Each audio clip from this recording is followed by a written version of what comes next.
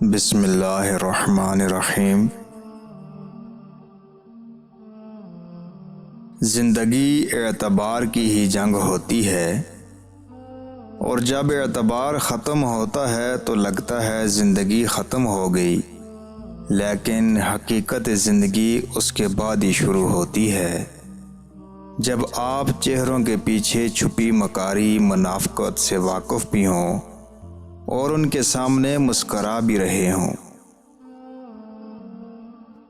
اچھے دل کا مالک انسان کسی کو تکلیف نہیں دیتا سوائے اپنی ذات کے۔ بار بار توبہ کرنے سے مت اکتائیے، کیونکہ جب بھی آپ کے کپڑے گندے ہوتے ہیں تو آپ انہیں دھوتے ہیں۔ اسی طرح دل کو گناہوں سے پاک کرنے کے لیے استغفار کرتے رہیں۔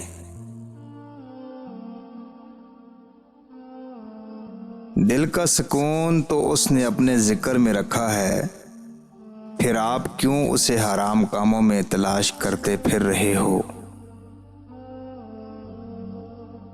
گناہ انسان کا سکون ختم کر دیتے ہیں، عبادت کی لذت چھین لیتے ہیں، چہرے کا نور ختم کر دیتے ہیں۔ گناہ کو معمولی نہ سمجھا کریں، یہی گناہ آپ کی آخرت تباہ کر سکتے ہیں۔ ہمیں سزا و جزا ہمیشہ اپنے اعمال کے مطابق ملتی ہے، مگر ہمارے ترازو اعمال میں ہمارے خیالات و سوچ کو بھی تولا ضرور جاتا ہے۔ اپنی سوچ اور خیالات کو پاک رکھا کریں، کیونکہ خیالات ہی الفاظ بنتے ہیں اور آپ کے الفاظ ہی آپ کا عکس بنتے ہیں۔ اللہ کو یاد کرو گے تو دلوں میں ٹھنڈک آئے گی، ورنہ سلگتے رہو گے، سسکتے رہو گے، تڑپتے رہو گے۔ انسان یہ سوچتا ہے کہ اسے ملازمت خوشی دے گی، پھر وہ یہ خیال کرتا ہے کہ شادی اسے خوش کر دے گی، پھر اسے وہم ہوتا ہے کہ بچے اسے خوش رکھیں گے، اور پھر اسی وہم اور فریب میں مبتلا ہوتے ہوئے زندگی گزار دیتا ہے، یہاں تک کہ مر جاتا ہے۔ اصل میں خوشی تو اسے ملتی ہے جو اللہ کو راضی کرے۔ اپنے الفاظ بولنے سے پہلے چن لیں اور اس انتخاب کو مناسب وقت دیں۔ الفاظ پھلوں کی مانند ہوتے ہیں جو پکنے میں بہت وقت لیتے ہیں۔ زندگی میں اگر گناہ ہو جائے تو سنو، واپسی میں دیر نہ کرنا، وہ ذات بڑی مہربان ہے ہم گناہگاروں پر۔